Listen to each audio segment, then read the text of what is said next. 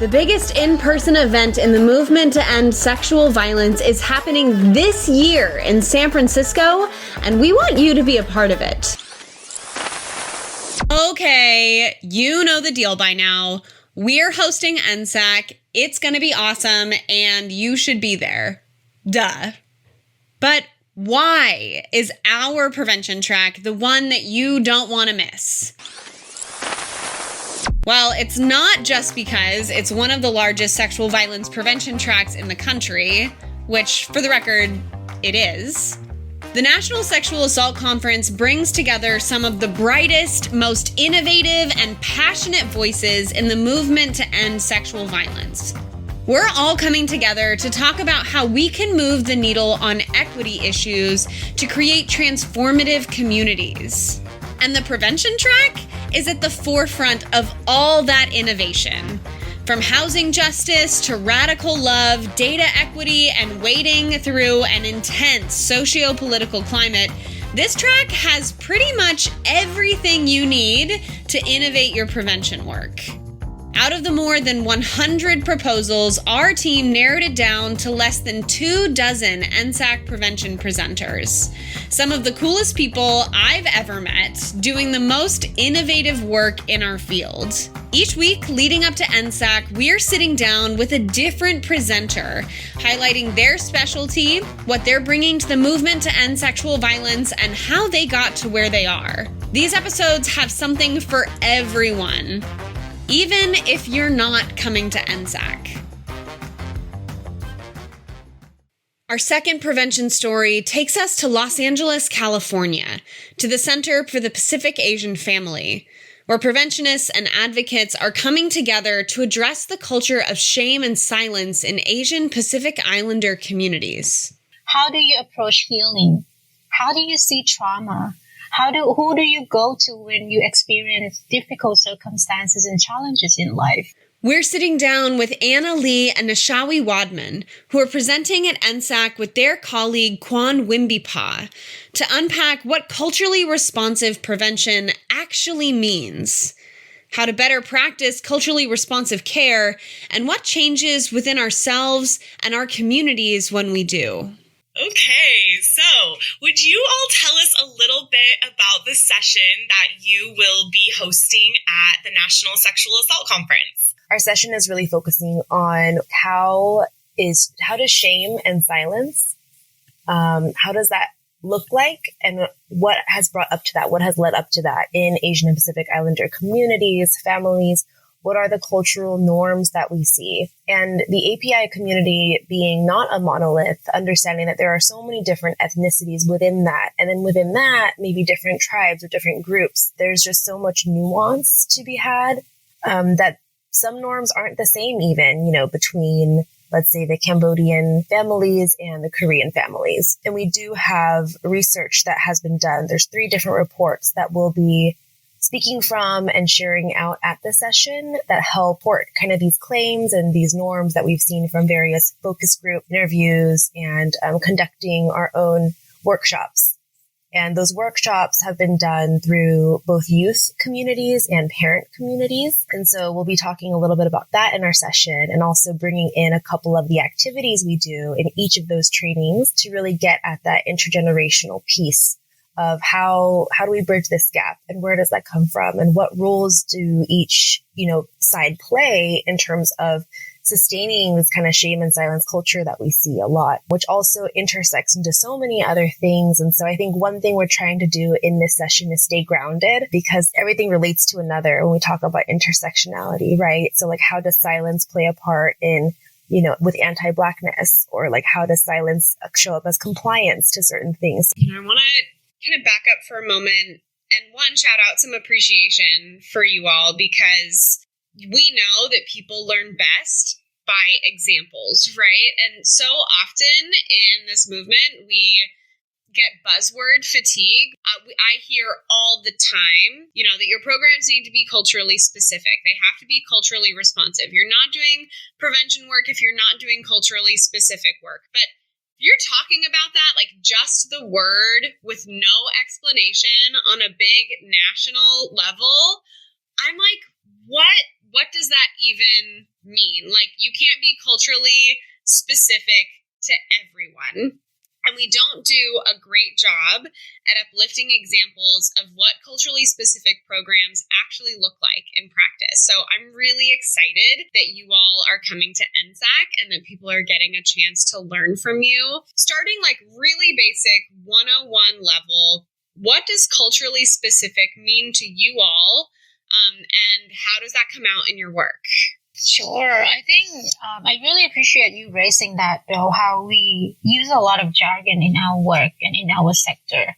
And a lot of time we make assumption that we pretend to understand what it is or actually understand what it is from our own perspective. But then when we work in the larger sector, there are some misunderstanding, nuances that at the end, it actually we cause harm to the people that we work with.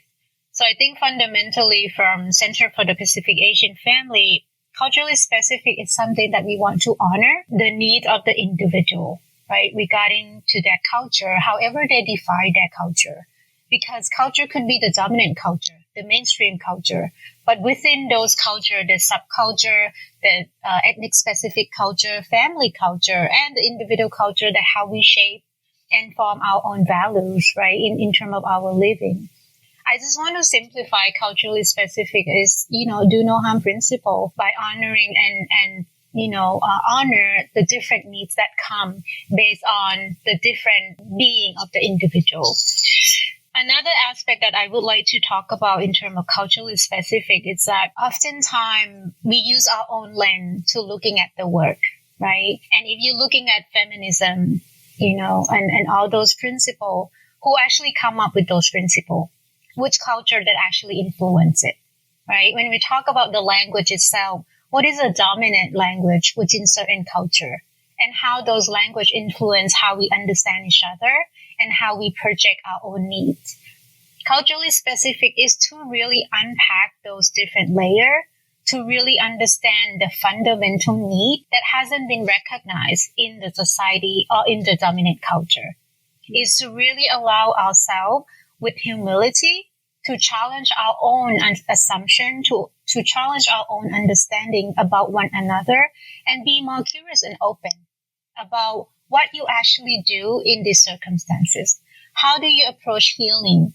How do you see trauma? Who do you go to when you experience difficult circumstances and challenges in life, right? And when we talk about sexual violence, for example, what does that look like in your culture? Can you talk a little bit more about how does that project or communicate, right, or process within your family dynamic, within your culture that you associate yourself with? And I think those are something that CPAP over 45 years, that's what we have been doing really well. And in a way that we're not looking at the culture as just one whole thing, but we really create opportunities, spaces, approach, and also a means to actually help individuals unpack what it means for them. And we're here to listen to them. We're here to give them an opportunity to make sense, whatever trauma, situation, circumstances that they are in. And then we help them navigate through some of those, difficult challenges. One of CPAP value that we hold on so tightly is around self-determination, because it's so critical when it comes to culturally specific organization like us, or to provide culturally responsive services, is at the end, the person who knows best is that individual, right? Who actually in the situation, survivor, their family, and those who supporting them. Our role here as a service provider is to provide all those options and help them navigate through some of those solutions. And at the end, they can take ownership of what they want their life to turn to be, or how they want to address them.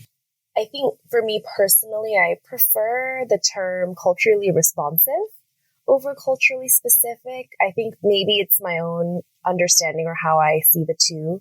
But I think culturally specific can often also come with an assumption that you're now an expert in a specific culture. You now know everything. But I think culturally responsive is exactly what Nat fully described. It's an ongoing learning process. It is a process of humility as well. It's a process of cultural humility, right? And how do we position ourselves to be in a learning space and also offer up what we know from our own experiences and know that no two experiences are the same. And how do we respond to that? How do we put ourselves in a position of response and of listening instead of knowing and always teaching? So I think, terminology is always evolving and always changing, and nothing's ever perfect. That makes a lot of sense. And so a follow-up, I guess, to that then, because that really got me thinking about prevention too. So that makes sense to me, what culturally responsive looks like within client services, letting people drive their own experiences. That makes a lot of sense. And then I think you take it kind of one step more removed, and what does culturally responsive look like for prevention? That's like a whole other question. Could you speak to that a little bit? Sure. I can start with that a little bit as being the program manager for our prevention programs here at Center for the Pacific Asian Family, giving the space for individuals to explore questions that they hadn't before, that they maybe didn't have the opportunity or a safe space to come to understand. So for youth, especially, it's in a critical time in their lives when they're trying to figure out or understand their own identity. And it can be a really confusing time. So really offering that safe space and offering a space where it's not a one-time, but an ongoing series so that you can build that rapport and trust within the group so that people can share more truthfully for themselves and authentically explore and question things for themselves. Whether it's things like gender identity or whether it's really looking at their current relationships and being able to question, is this healthy or not? Because that totally informs the norms that one person understands and kind of the perspective that they have operating from when they enter into any other relationship in the future of, oh yeah, this is normal. And so this is healthy. This is just happens everywhere. So if I see that in another relationship, like that's just normal. But really offering a space to challenge and to question those norms and to think, is this something you would want in a world where you had control, where you got to say what you really wanted to and say what's safe for yourself and say what's encouraging and empowering for yourself? What would that look like? What do you imagine? So I think prevention in a culturally responsive way is to open up that discussion space rather than, saying this is how things should be. This is what a healthy relationship looks like. If yours doesn't look like this, there's probably a problem. But instead having them be the ones to initiate those conversations. We're just there to facilitate, right? We're just there to help provide that safe space and provide these questions that can spark, conversations based off of their experiences and then them being able to share with each other. Very similarly in our parent groups and workshops, what makes the parenting training series a success is the participants that come into it. So one thing that's super important for us there is the consistent attendance and participation, because without that same group dynamic, the learning just isn't the same. Because again, for our staff, we're just there to facilitate those conversations. But what makes it richer is their own personal and culturally specific and their own individual experiences that they bring into it. I mean, especially talking about if there's a culture of shame and silence, especially the culture of silence, then it's breaking that silence, right? By providing these spaces for people to talk. You're listening to Prevent Connect, the podcast bringing together voices from across the movement to end gender and power-based violence, to give you the tools to practice primary prevention in your daily life and at work. We're highlighting emerging research, promising strategies, and stories from on-the-ground prevention practitioners doing this work in new and innovative ways.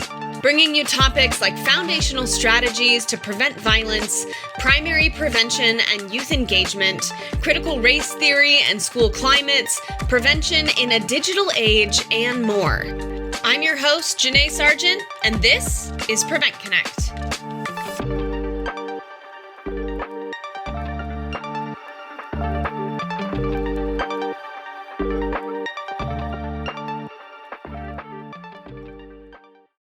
If you're looking at youth development aspect, right, there's 4 components of positive youth development, which is the principle and approach that we're using at our agency. We're looking at asset, which is knowledge and understanding and skill. In order to do that, you need to, like exactly what Anna said, create that space. But then you also have to equip them with the language, the ability to communicate that thought, the ability to be able to make sense of their own feeling, emotion that come up with certain knowledge and understanding. an ability and courage for them to be able to challenge some of those norms, right?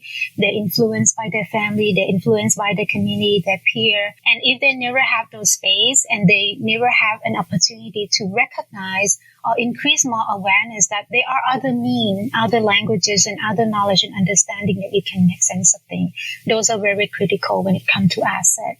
The second element is throughout that process, we want to increase that sense of agency of youth themselves. We want them to really, we create this safe space, we create this different tool for them to pick and choose whatever work well for them. That is culturally responsive, right? That's culturally specific. And those based on their gender too, right? With the nuances, with the fluidity, so on and so forth. We allow them to navigate through all of those things. And at the end, they come up with the conclusion and decision that this makes sense to me when it comes to the definition of consent. There's a broad perspective of consent. There's a broad perspective of boundary, but this is my boundary. This is how I define it. This is keep me safe, right? So those are something that we want to enhance. The other two is around contribution. We want to create leadership opportunity for them. Once when they move beyond the individual awareness, challenge their own thinking and understand where they fit within the family, community, and society at large, if we create an opportunity for them to contribute further than themselves, there's so much more that they can do prevention work for others. So every influence of sphere of influence for them is no longer just the individual. It will go into the group of peer, it will go into the school setting, and then we'll be able to influence other. Last but not least is that enabling environment. When Anna mentioned about working with parents, working with adult ally, we need to make sure that we do create a space and platform for them to raise more awareness about what's going on. The world has been moving faster than ever been, right? With the pandemic itself, we learned so much of different nuances within so-called that we thought we understood what it is when it comes to culture, but there's a different layer now that added into it. Right? When it comes to youth, when it comes to people who are not fitting within the dominant culture. So I think those are something that, we hold on tightly and we consider all of those approach in how we do prevention work. And prevention is not just primary prevention, it's secondary prevention, it's all different level of prevention that we want to make sure that we really address the root cause of those violence. And we do allow people to challenge one another in a way that we're not judging. Right? We come to agree to disagreement in all of those conversations. I'm thinking about everything that you're sharing with us. And one thing that comes to mind is that for all cultures, cultural norms have such a large influence on how people feel about issues or respond to issues related to violence and to safety. But those norms can vary a lot from culture to culture, which is why I really love how you explained culturally responsiveness, Anna. And Nat, I heard you say earlier that a lack of cultural responsiveness can lead to causing additional harm, specifically to survivors, but I think in doing prevention, really to entire communities. And so I'm wondering if you could share with us, why is it so critical to take a culturally responsive approach with community when you're trying to do prevention work? What do we gain to lose by not doing that? And what do we stand to gain by doing that, if that makes sense? Yeah, the first thing that came to my mind was, we talk about it all the time in all webinars and all prevention trainings and things, and not just prevention, but direct services as well, about meeting people where they're at. And I think to put cultural responsiveness very simply, it's just that. Right? But how do you know where people are at if you don't ask first, if you don't come with curiosity, if you don't come with a learning posture, be able to say, hey, I recognize your expertise and your own lived experiences. How about you tell me what you think, the issue is here, or what you are needing, or maybe you're not in a space to identify what you're needing. So let's give some support and then see if you're able to reevaluate that situation. So I think meeting people where they're at is always is just the work of community work, right? It's the work of service. It's the work of being able to be there to really identify what the community needs are. And so I think that's one way that it's so crucial that everyone, I think, can agree on, that cultural responsiveness is super important. In terms of, in specific to thinking about ethnic specific or, racially, specific groups and how do we learn more about that? I think it's to broaden our own understanding that things don't look the same everywhere and that you can have a healthy relationship that looks in a way that's completely different than what you have ever seen or experienced before, and it can still be okay, right? So I think being more open to knowing how different healthy relationships can look like, how we can still honor cultural values and traditions that certain cultures may have, religions or just, traditional practices in different areas of the world. How can we kind of let down our guard of what's right and wrong and move away from that binary thinking and think more about, oh, yeah, like that can look this way and different. It's nothing that I would do that I know anything about, but who am I to say that that's unhealthy if it holds these pillars of consent, respect, boundaries, etc., right? So I think it broadens our horizons and understanding of what something could look like rather than keeping us limited and kind of with a narrow tunnel vision of what it should be. Yeah, I think just to put it in a shorter format of what Anna just shared, which is exactly what we're doing every day, right? I think fundamentally humility and empathy are the two main key when it comes to culturally specific, services and culturally responsive. Meaning that when you go into the space, you're not in the position that you have power over, because that is the root cause of violence, right? Like to really understand how you use your power as service provider when it comes to that space and not go in there like I know it all and I think I know what you're going through. So if you go in with humility that actually I don't know a lot about you, I know your name, I know why you're here, but can we get to know one another to really understand where are you at, like what Anna was saying, what may not necessarily explore what happened, but we want to explore the impact, right, of how does that have an impact on the individual, and then go from there. The second is that empathy is from the non-judgmental place. Right? We want to offer to folks and we want to be there to hold the space and recognize that everybody have done the best they can. In so many circumstances that people are in, it may not be their first choice that they want to react, to approach things, to encounter things a certain way, but they have done the best they can. When you talk about prevention work, I'm not only talking about the survivor. I'm not only talking about the community.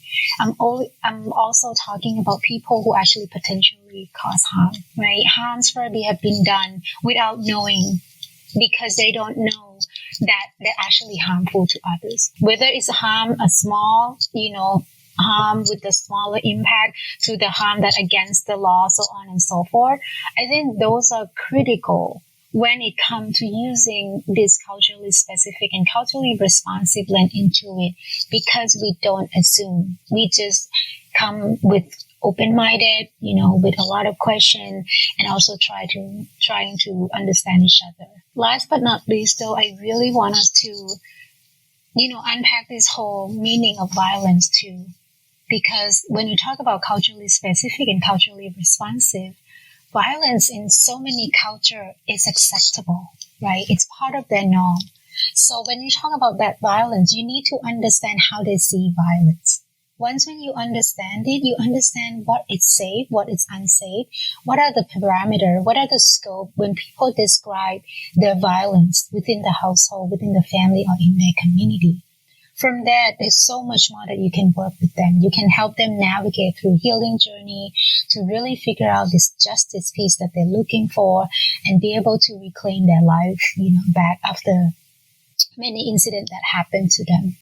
I really appreciate that framing. And I think it's so powerful too, because I think what holds a lot of people back from doing culturally responsive or specific work is they're afraid that they will never be an expert on all the things. And I think that's the whole point. You will never be an expert on all of the things, and that's actually not culturally responsive, and that we're not asking people to have done 10 years worth of homework to walk into a space with someone who has an identity different from their own and understand everything about their lived experience, because it's just not possible. It sounds like what we are asking, or what you all are explaining that you do, is the understanding that you don't know and the willingness to learn in a human-centered way, and to not have the assumption that your way is right and you have to teach the other person. Like an actual,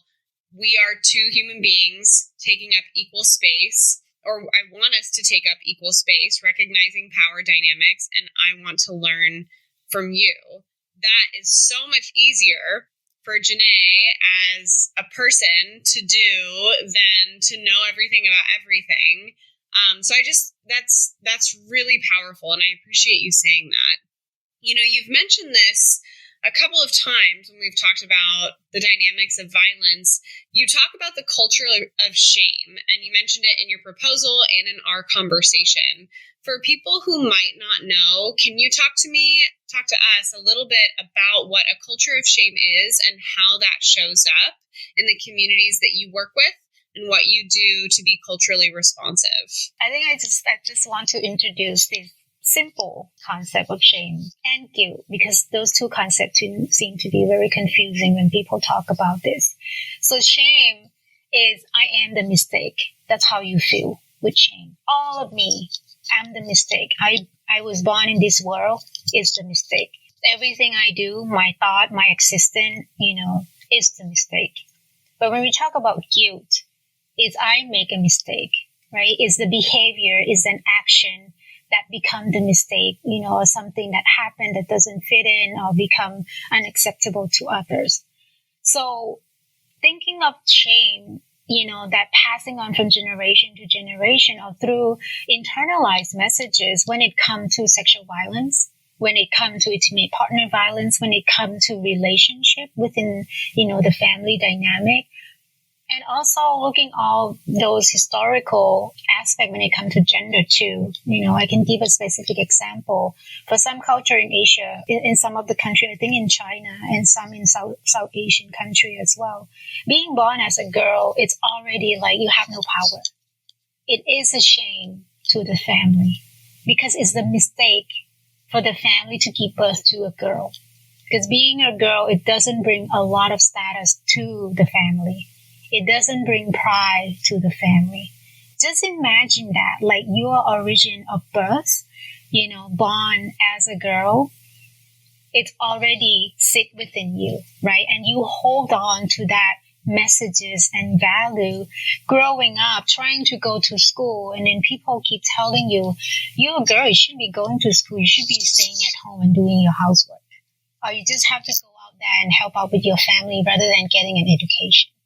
So those internalized messages has been passing on because of the different aspect of socio-economy, social status, gender, religious, so on and so forth. That brings shame.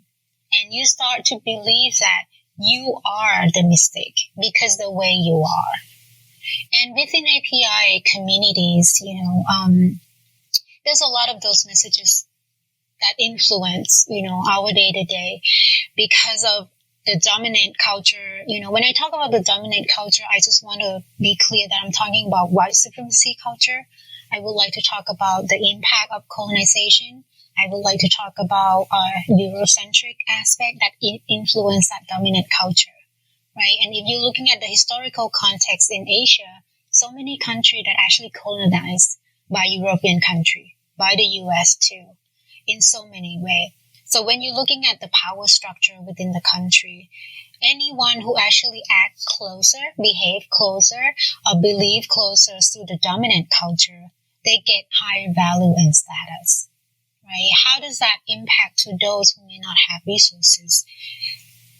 The whole society and institution put them as, you're such a shame to the society because you just can't get yourself out of the poverty, right? And you start blaming. So shame oftentimes comes with the blame. And from the institution in all of those countries, it's trickling down into the community, right? And into the individual. And that's the value. And that is the root cause in all of this, that is so hard for someone to get out of the feeling of being shameful for anything, or just their own identity or who they are. So once when they experience harm, that's even worse, because they already feel bad about who they are, that they are not a desired population or individual in the community. So when harm being done to them, they feel like, I deserve this because I'm already a mistake in this society. So that's how I should live my life.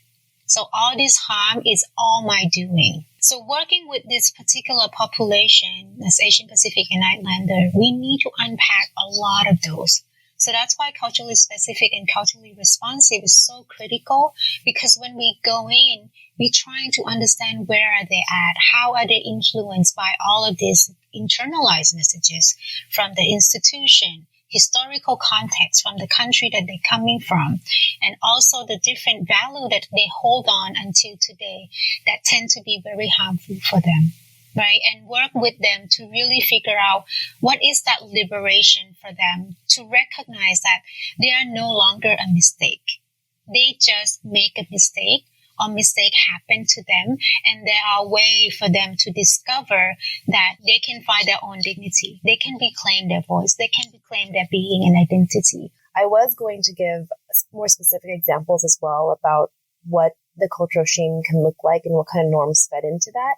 But I'm actually going to save that for the NSAC session itself, because we will have an opportunity there to identify those specific ones. So I don't want to give too much away, and I almost did. So I'm glad Nat went first, or else I would have just revealed everything. Yes, save some of that magic that's going to be happening in your session. Can't get enough of our podcasts? Or maybe you want to see how our episodes are made and join in on the conversation yourself. Well, Prevent Connect is recording a live podcast at the National Sexual Assault Conference, and we want you to join in on it. We're sitting down with other Valor podcasts, Valor conversations, and leadership moves to talk about storytelling and bringing our full selves to the movement. It's a collab I've been living for months now. And the first time in Valor history that all of the Valor podcast hosts are coming together to have a conversation about our movement. There will be chances for audience participation and places for you to ask your own questions about podcasting and storytelling. That's happening on day one of NSAC from 3:30 to 5. You can read more about that session and how to attend at nationalsexualassaultconference.org. I can't wait to see you there. My next question is actually related to asking you all about the culture of shame, but it's looking back more into the historical context that you talked about, Nat.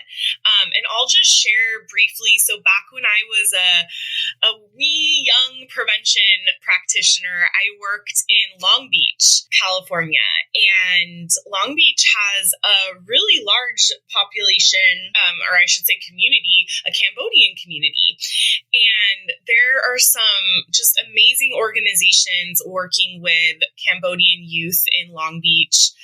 And one thing that, I really learned, I guess, but also that's just like informed everything that I've done going forward, was when I would partner with some of those organizations, hearing about like the generational trauma that so many of the families that came from Cambodia to Long Beach had experienced, it made it seem like coming in to talk about sexual violence was like maybe the last thing that we needed to be doing, right? There was so much more. There was so many other things that were impacting the youth because of what so many of their parents had experienced. But that's just making me think about how you all in your session description talk about intergenerational trauma and intergenerational prevention. And just wondering if you would share a little bit, like, what does that mean to you to do prevention on an intergenerational level? Because I think what white supremacy culture does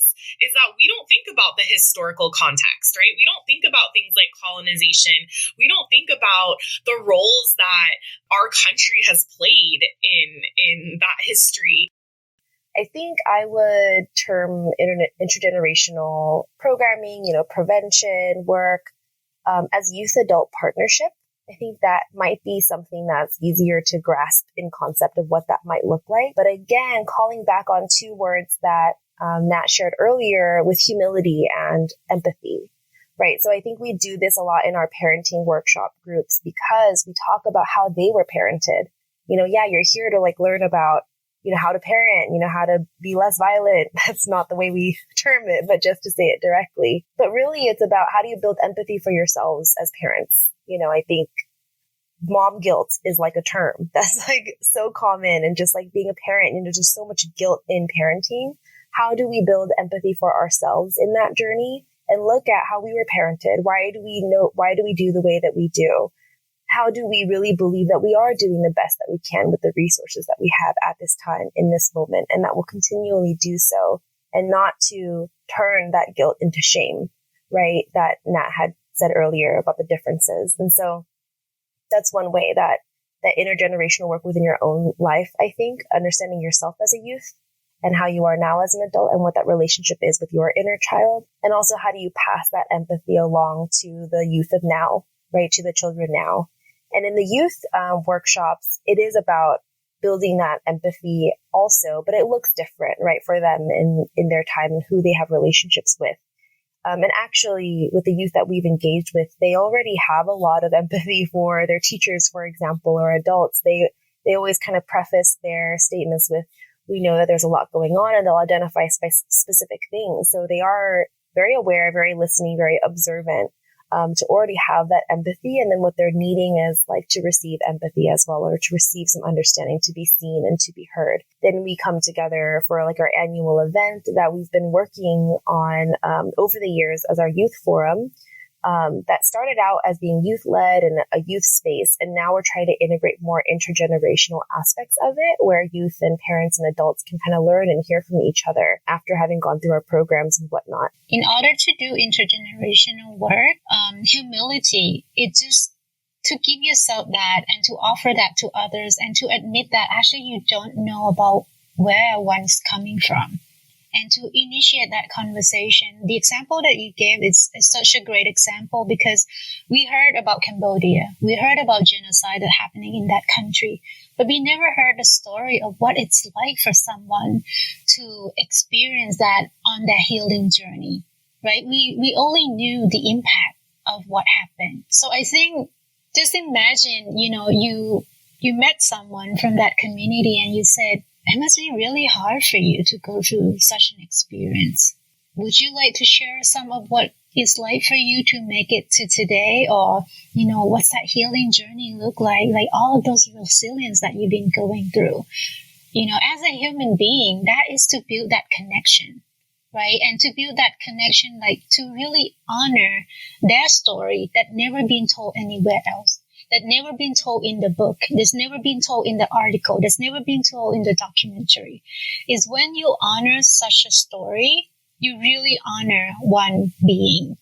And once when that started, you start to learn the different aspect of the historical context that never been told, which will help you improve your work significantly, of your understanding of that community, understanding of that healing journey, and understanding of the different generation.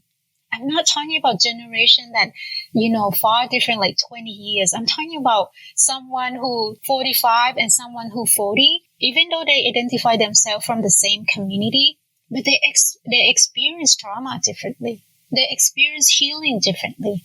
They internalize all these messages from the dominant paradigm of white supremacy culture, colonization from France that had influence on their country very differently, right? Because of the education and social status within the country itself. That's already give you a lot of information, a lot of understanding, a lot of aha moment. That's what happened. That's the difference. So once when you recognize that, you will be able to navigate through these different aspects around intergenerational work, right? And then how does this narrative and story pass on to the different generation? I have a lot of, colleagues and folks as well. Actually, one of our staff, he just left and he identified himself within the Cambodian. I asked him, have you ever talked about any of this to your parents at all? Oh, no, we're not supposed to talk about it. It's a terrible story. It's something that's really heavy for all of us. So I asked, I challenged in a way, but if you don't ask, how would you know, the family history? How would you know how your mom get here? How would you know how your grandparents get here? How would you honor their strength? How would you honor the resiliency and be able to hold on to some of those and continue on with the legacy of that? Oftentimes we look at trauma as something to forget and just wipe it out of the history. It doesn't work that way when it comes to culturally specific or culturally responsive, because we want to figure out what are the strengths along the way as well. So I think those are something that I feel like it's missing when we talk about intergenerational context. We really need to discover what are the strengths, what are the resilient, what are the healing aspects that help them get to where they are at today and equip them with more tools, which Anna will be talking about during the session, and more knowledge and understanding of how they can adapt and apply and adjust those tools to their being. I also have 2 sessions as well in NSAC. Come join me if you want to, which I will be talking a lot about, the whole white supremacy culture, dominant culture, how it's influenced the API culture as well, and what are the messages that we carry with us, and the messiness between people of color too, why we discriminate against each other. I also want to see your second session, and that is a really great segue as well. We are obviously really focused on the prevention track, and it's the largest prevention track in the country. There's a reason for that. We're very proud of the prevention track, and NSAC is a huge event, and there are so many different tracks, and we're all having really important conversations about equity in action. And I think that's the beautiful thing about the National Sexual Assault Conference is we're bringing in people from all over the country and from a bunch of different cross-secting movements to talk about what it means to create safe communities. And so I am curious for you both, thinking about, broadening outside of the prevention track for a moment. What are some of the conversations that you're really looking forward to in NSAC? And what are some conversations that you would really like to see people having about the broader anti-sexual violence movement? I really love this question. I feel like, the beauty of the work of integration and segregation, it has to come together. I'm saying this from someone who see, from the lens of culturally specific, right? You need something for a certain culture to invest more time, resources that are appropriate for that. But also you need to step out and see how does that fit in within the larger context. So I really hope that, throughout NSAC, we will be able to do that. We create a specific space for the different population, different need, different focus. But at the end, what does it mean to the sector? What's the common goal? What is the similarity? What's the eye on the prize that we all need to figure it out when it comes to equity? Because oftentimes I see, and recently just moved to the US, but I worked internationally before.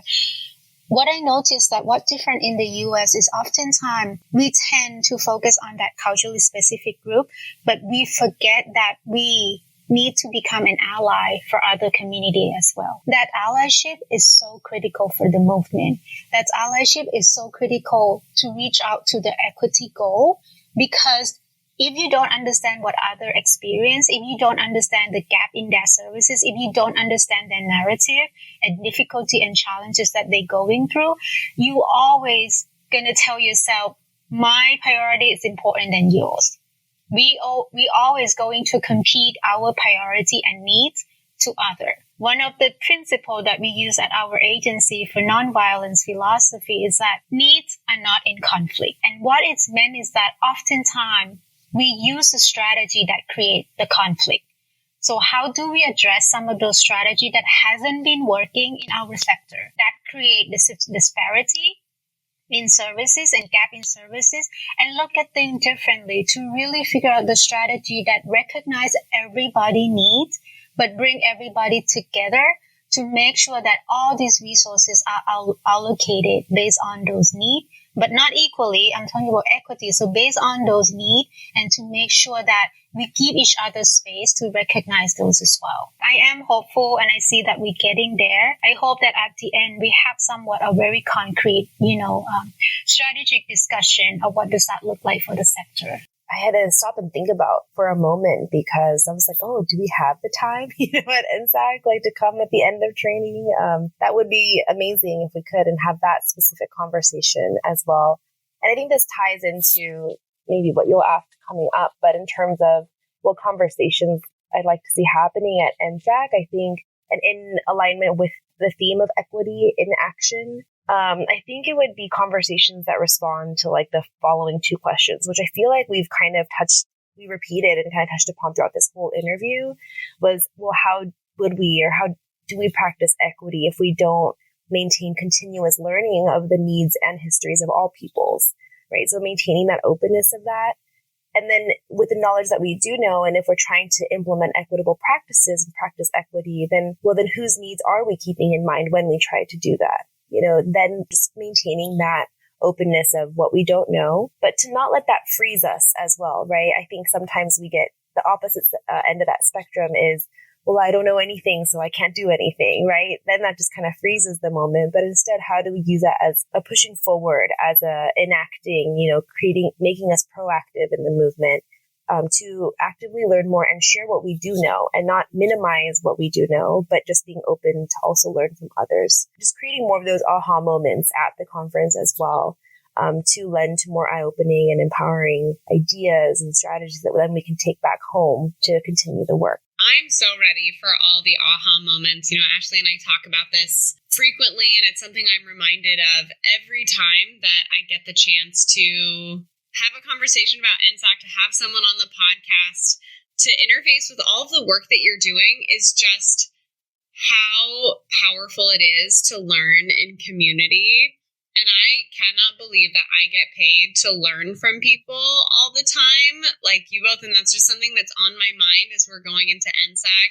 I'm so excited to be in community, and I'm excited to feel the vibes of everyone kind of coming together around this stuff too, because it's the things that happen in the session. It's also the conversations that happen in the hallway or at lunchtime. I just had another interview for this session before this, and we were talking about how hard it is to not be able to sign up for everything because there's so many things happening. But that's why there are going to be 2,000 people there. We can learn from each other.